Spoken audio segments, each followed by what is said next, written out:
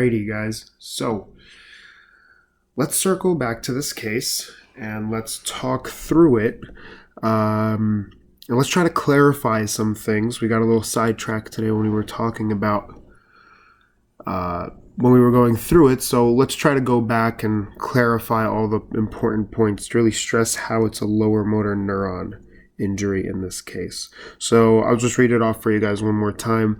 A 27-year-old female slipped and fell on a wet gym floor, landing on the right side of her leg and twisting her right foot towards the left, resulting in an acute foot pain followed by weakness. She was seen in the emergency room and had 0 out of 5 power in her right tibialis anterior and extensor hallucis longus and 3 out of 5 power in her right foot everters. Otherwise, manual muscle tests for lower extremity were 5 out of 5, including right tibialis posterior and gastrocnemius. She had impaired sensation to pinprick on the dorsum of her right foot and absent sensation in the web space between the first and second toes. So, first things first, is there neurologic involvement with this case? Yes, there is. So we can tell that there's neurologic involvement based on the sensation deficits, based on the weakness. We can say, yes, there is neurologic involvement with this case. Now, is it an upper motor neuron lesion or a lower motor neuron lesion?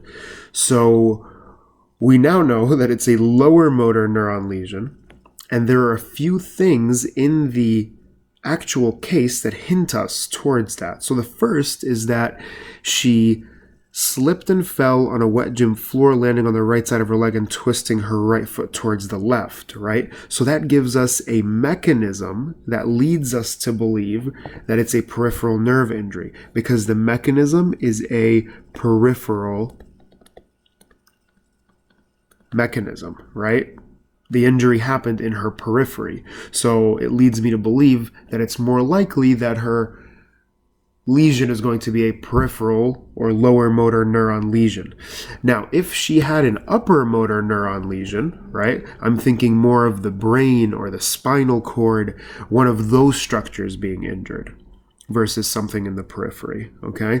So we have mechanism is the first thing that's leading us towards lower motor neuron. The second thing is the fact that there's diminished sensation. So the diminished sensation here, diminished sensation typically leads you to think that a peripheral nerve is involved, something that can gain innervation again, versus absent sensation. So absent sensation might make you think, oh, well, maybe a upper motor neuron thing is going on, but there is a example here of diminished sensation, so we want to pay attention to that, and that's another clue that's telling us that it's likely to be a lower motor neuron injury.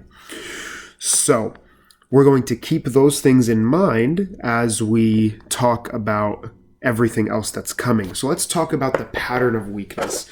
So we have 3 things going on here, right? We have the peroneals, we have TA, and we have posterior tib. So let's talk about the peroneals. The peroneals are 3 out of 5 strength. Their innervation is L5S1.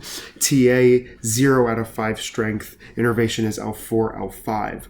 Now, this is where we stopped when we were discussing today, and L5 and L5 would lead you to maybe believe that the L5 nerve root is involved, right? Because there's one common nerve root between the two, and there's weakness in both of these muscles. However, we also have to take a look at posterior tib, which is a 5 out of 5 strength and has L5 involvement, right? So here we have L5, L5, L5. For the peroneals, L5 is weak. For TA, L5 is not contributing at all. I mean, there's no strength there. And then in posterior tib, L5 is working just fine. So L5 is different in all of these places. We're getting a different read for L5 on each one. So it's not likely that that one nerve root is giving a common signal to all of those muscles, right?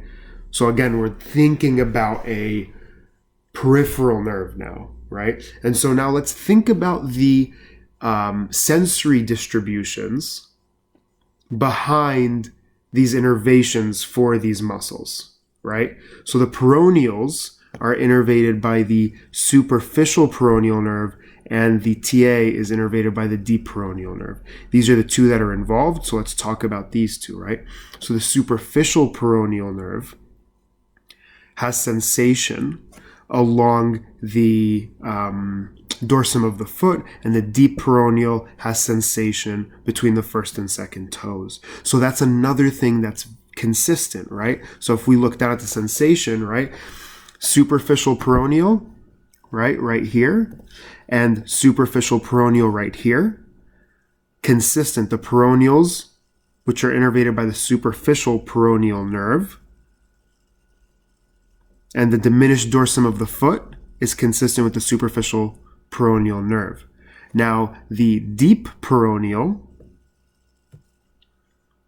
and the deep peroneal are also consistent. So the deep peroneal absent in the web space between the first and second toe, and that's the same nerve that's innervating the TA. So we know that the deep peroneal right here is consistent with this one right here, and that the superficial peroneal here is consistent with the superficial peroneal here, right? And so that's what we're getting in terms of consistency. And I told you guys it's really important to think of that consistency, that we have the weakness and the sensation matching up and lining up. That's really important, okay?